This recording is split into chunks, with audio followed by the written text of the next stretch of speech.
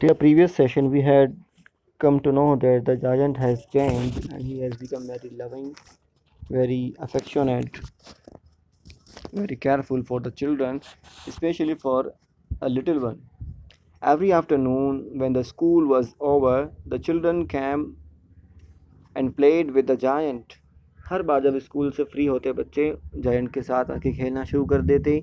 But the little boy whom the giant loved was never seen again. लेकिन वो छोटा बच्चा जिसको जायंट बहुत ज़्यादा प्यार करता था वो बच्चा नज़र नहीं आया, कभी भी नहीं दिखा.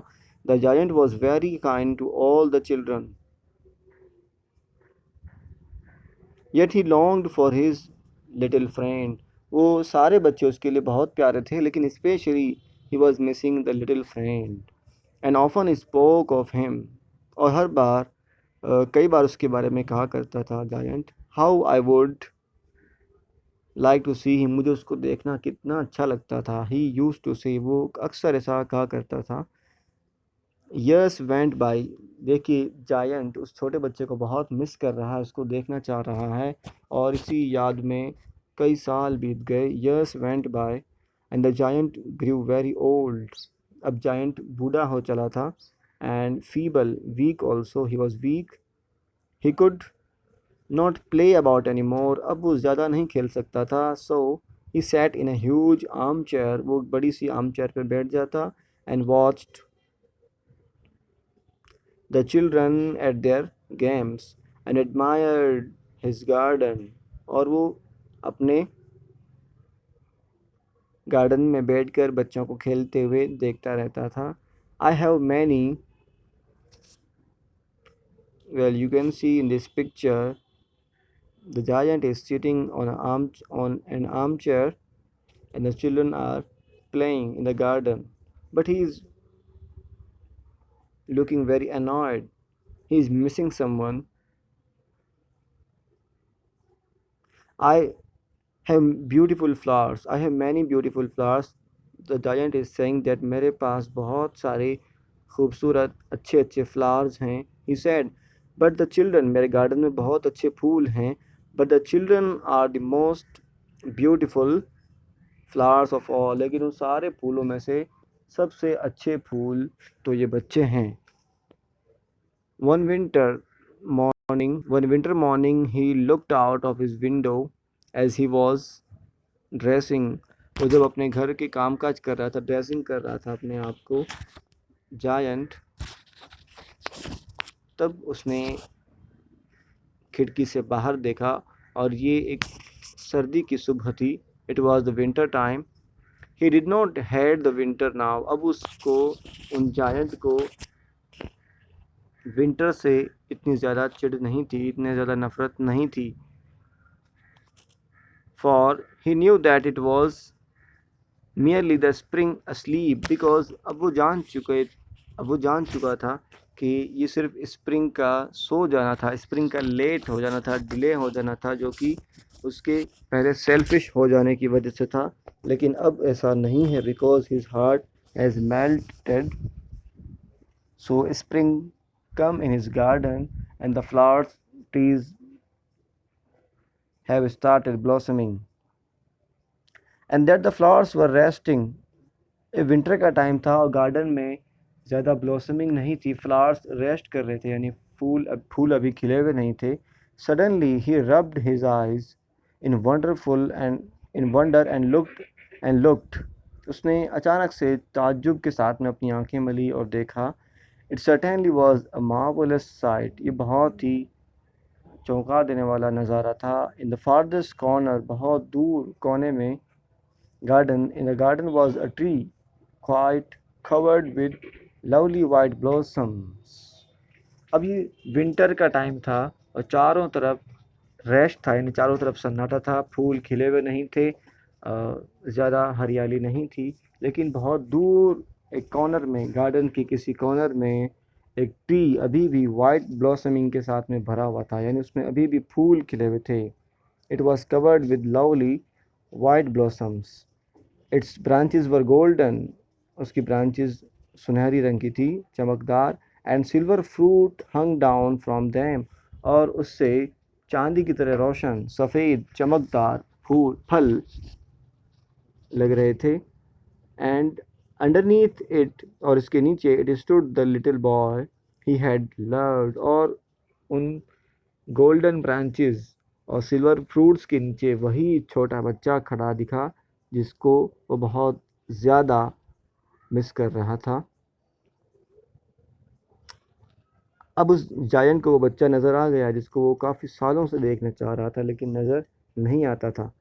Down stairs ran the giant, नीचे गया दौड़ता हुआ जायंट नीचे पहुंचा। In a great joy and out into the garden, और गार्डन में पहुंचा। ही हैसेंड अक्रॉस, यानी जल्दी से, हरीड, बहुत जल्दी से, क्विकली ही across the garden, he reached and came near to the child, और उस बच्चे के पास गया। And when he came quite close his face grew red with anger, वो जब नज़दीक गया तो उसका चेहरा गुस्से से लाल हो गया।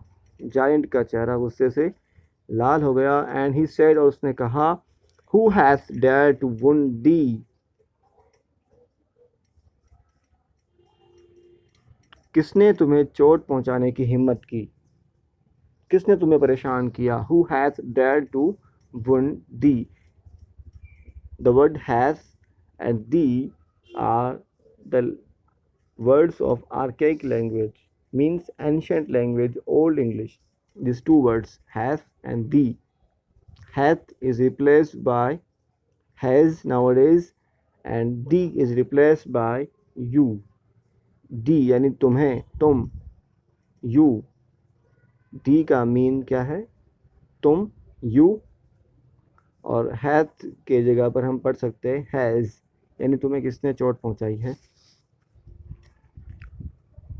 For on the palms of the child's hands were the prints of the two nails, because the giant was seeing that there were the marks of wound on the face, on the palms of the child, and the prints of two nails were on the little feet.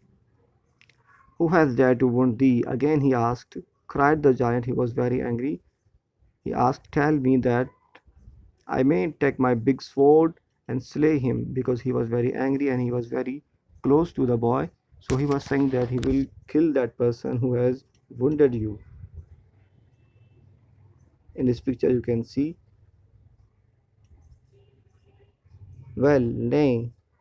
Again this word is from archaic language, answered the child, but these are the wounds of love. Who art thou? Again these are words from archaic language. Art is replaced by the word are, and thou is replaced by the word you. Who are you? The giant asked, who are you? यानी तुम कौन हो? Said the giant. उस giant ने पूछा कि तुम कौन हो? And a strange awe fell on him. और उस पर एक गशी तारी हो गई, डर का सा एक माहौल क्रिएट हो गया। And the child smiled on the giant, और वो बच्चा उस जायंट को देख के मुस्कुराया। And said to him, you let me play once in your garden, तुम्ही ने एक बार मुझे अपने गार्डन में खेलने के लिए अलाउ किया था। Today you shall come with me, आज तुम मेरे साथ आओ। So that you can come in my garden which is paradise, तुमने मुझे अपने गार्डन में खेलने के लिए परमिशन दी थी, आज मैं तुम्हें अपने गार्डन में ले जाता हूँ जो कि पैराडाइज है, जो कि स्वर्ग है, जन्नत है। And when the children ran in the afternoon, और उस आफ्टरनून में, दोपहर को जब सारे बच्चे चले गए, they found the giant lying dead under the tree, और जब सारे बच्चे चले गए दोपहर में,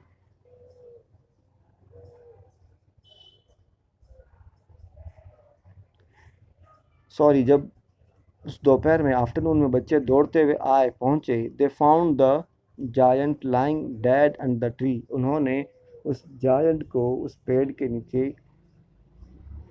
डेड यानी मृत अवस्था में पाया, उसकी जान जा चुकी थी। All covered with white blossoms, और उसकी पूरी बॉडी वाइट ब्लॉसम से, वाइट फ्लावर से कवर्ड थी। तो it was the story of the giant who was very selfish in earlier time, but he had changed his nature. He has become very affectionate to the children, and it was the reward by the God, the Almighty, and he appeared in front of him as a child, as a little boy, and the giant helped him in response, in revenge, in a very good revenge. The God, the Almighty, appeared again in the same little boy, and he asked him to come with him to live, to reside in the paradise. This was a story by Oscar Wilde. ये story हमें सिखाती है कि अगर हम बहुत ज़्यादा careful होकर दूसरों के बारे में सोचना शुरू कर देते हैं, तो जो क्रिएटर है इस वर्ल्ड को जो चलाने वाला है, क्रिएट करने वाला है, वो भी हम पर बहुत ज़्यादा मेहरबान हो जाता है और हमें अपनी ब्लेसिंग्स से बिस्टो करता है और अपने गार्डन में यानी अपने पैराडाइज में जगह देता है।